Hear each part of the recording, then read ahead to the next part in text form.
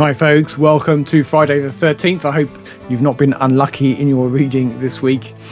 Let's take a look at what I've been reading. I finished Snow Crash, which took me longer than I'd have liked to get through. Two of my favourite books are by Neal Stephenson, and I've read both of those several times. That's Anthem and Seven Eves. Both are bigger books than Snow Crash, but I found those to be an easier and quicker read than Snow Crash. Don't get me wrong, I enjoyed it, but I never seemed to get into a good flow with it for some reason.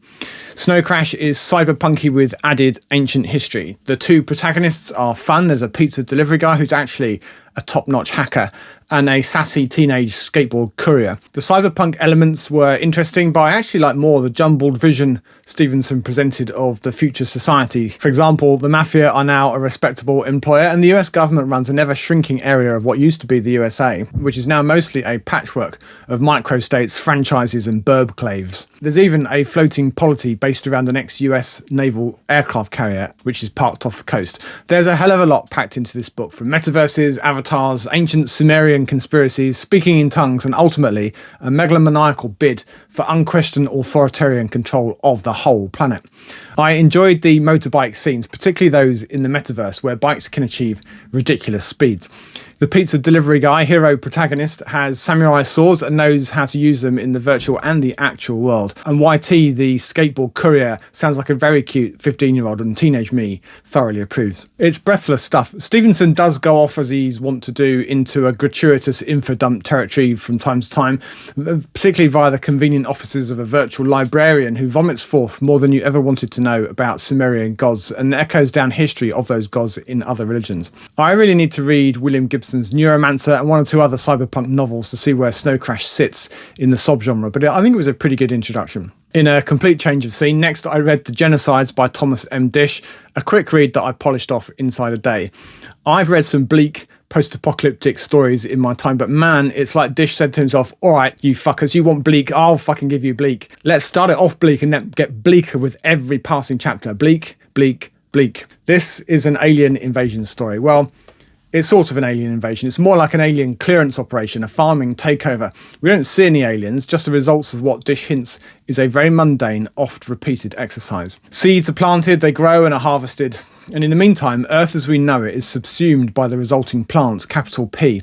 The book opens with a small community eking out a hardscrabble existence in a village somewhere near the Great Lakes. Corn has been planted and the alien plants, capital P, weeded out and held back to allow some harvest. The villagers are even making some use of the alien plants. Life is hard but manageable. And that's until the cows and one child from the village gets incinerated instantly by something. The alien pest control is pretty extreme, it seems. There's more incinerating until the remaining population, a couple of dozen, are forced underground. Added to this mix are some desperate humans, some bent on power and control, some on revenge, and some on love, and some on all of the above. It's all rather desperate and, well, bleak, ending in a very poignant reflection of the biblical Adam and Eve. As regular viewers will know, I do like an end-of-the-world tale, and this one was a doozy. I did feel a bit sticky by the end of it, and if you've read it, you'll know what I mean. I enjoyed The Genocides, but man, it was bleak. This was my first Thomas Disch novel, and his writing is excellent. It's sparse and taut, and the characters are sufficiently well drawn for what is quite a short book. It's under 200 pages. I shall be back for more Disch, definitely. Next, I doubled my tally of Paul McAuley books. I have 15 or 20 of his books now, but until 2020's War of the Maps, I'd only read one, Beyond the Burn Line, which is his most recent book. So War of the Maps, the blurb tells us, is set on an artificial planet with an artificial sun. I like a good map, and I was hoping for lots of explanatory cartographic visual aids, but sadly there weren't any. I was forced to rely on Paul McAuley's world building, which fortunately is pretty good. It turns out that the maps of the title is doing double duty with this book. Maps, yes, geographically speaking, the maps of this artificial world are what the locals call their territory, which might be a continent or an island of some kind, or a plate even on this artificial world.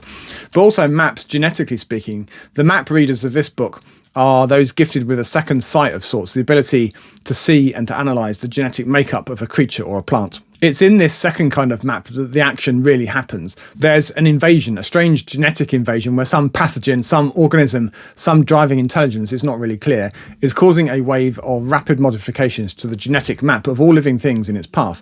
It's Life Jim, but not as we know it. The protagonist is nameless, referred to simply as the Lucidor, a Lucidor being a sort of cop, Our man is retired, but he has unfinished business. He needs to track down a bad guy, Renfrey Hay, who has fled to the neighbouring map to get up to nefarious deeds linked to the genetic invasion. Armed only with a stout staff, the Lucidor gives off distinct vibes of Clint Eastwood's Man with No Name, or perhaps Roland, the gunslinger of Dark Tower fame. The world building in this book is great. We're on a Dyson sphere, a smallish one, I suspect. The sun it surrounds is shrunken and dying, and that's smallish by Dyson sphere standards, but still huge, geographically speaking. The population has been here for hundreds, possibly even thousands of years. The origins of the artificial world and its accompanying solar mirrors, which provide night and day, are lost to myth and legend, the stuff of gods now. The technology level is a strange mix of 19th century, but with frequent mentions of higher tech, blazers, which are blasters or lasers of some kind, plastic money and electric cars. I got distinct vibes of E&M Banks in this book, particularly matter and to a lesser extent inversions. There's a smattering of ancient technology dotted about the landscape, its purpose unknown, and some of that, it seems, has business with the Lucidor. I like the main character and some of the people that he meets along the way, and I thought that Paul McAuley did a great job describing the world and the life there, especially the altered life, but left enough ambiguity about the deep past to tease and to make me wonder. I'm pleased to have read War of the Maps, and now I'm impatient to read some more of Paul McAuley's books. I've made some more progress with Revelation Space, but I'm not done. I still have 4 or 5 hours of listening before I can close the deal. I should finish it by this time next week. Channel stuff next then. Subscribers are at 3,259, which is up 61 on last week, another pleasing week. If you're one of those 61, or if you've stumbled upon my channel for the first time today, a huge welcome to you all. I'm John, and I focus on reading, collecting and chatting about science fiction books, old and new. Comment of the week was from Walter, who likes a thematic video, appreciating a closer look at a category, books with similar settings. I had to set him straight though, because Walter had the impression that I've read all the books included in these videos, and I wish that that was so, and I am slowly making my way through the books that I talk about. But for books that I haven't read yet, I do put the research in to find out more, and those that fit the category and sound like they might be great. And hopefully I'm still able to give a good enough summary to tempt a new reader, myself included. Walter also suggested an idea for a future video, which coincidentally I've been thinking about myself. So that will definitely happen at some point, probably nearer to Christmas. Thanks to Walter for taking the time to leave a comment, and the same goes for everyone else that does the same. I really appreciate it. Let's take a look at what was on the channel this week. It won't take long because there was only one video. On Sunday, there was a thematic video, the one that Walter appreciated, looking at the generation ship in science fiction. One practical solution offered to the problem of unimaginably huge distances that are involved in interstellar travel, even to our nearest stars.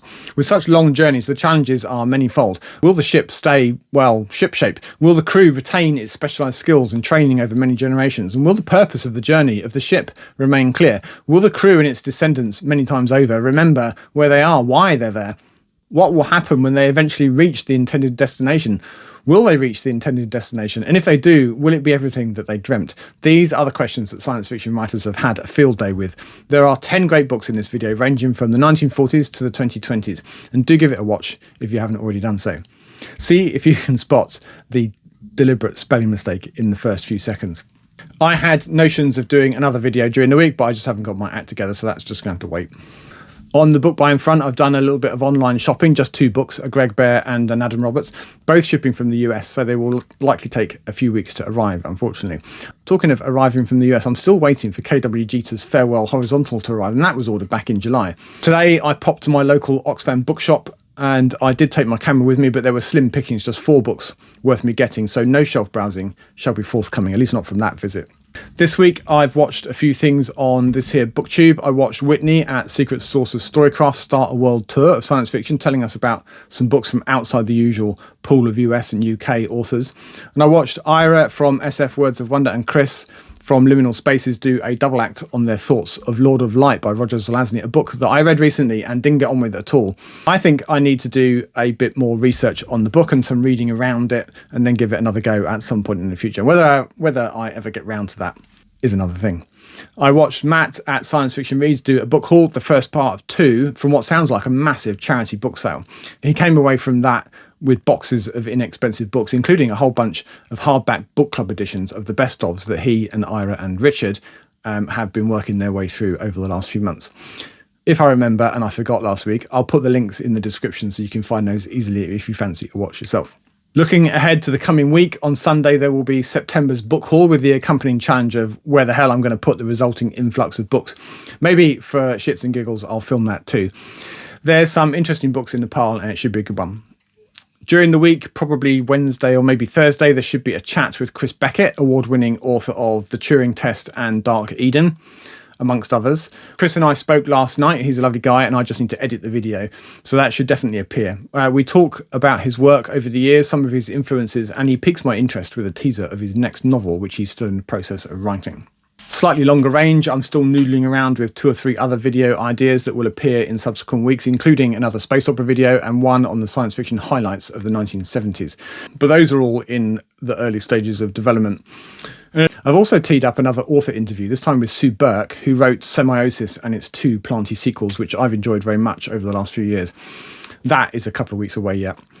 Reading-wise, I'm tackling Stanislav Lem's classic Solaris. I haven't actually started it yet, so page 1 still to come, but hopefully I shall have time to do that at the weekend. And after that, assuming that I finish it, I think I'll read Pluto Shine, and if I get that done, I shall dive into some Gene Wolfe short stories. That might be a little bit ambitious. I'm kind of nervous about Solaris. I'm not sure if it will be my cup of tea, classic or not, and it might be slow going despite being a fairly short book. We'll just have to see.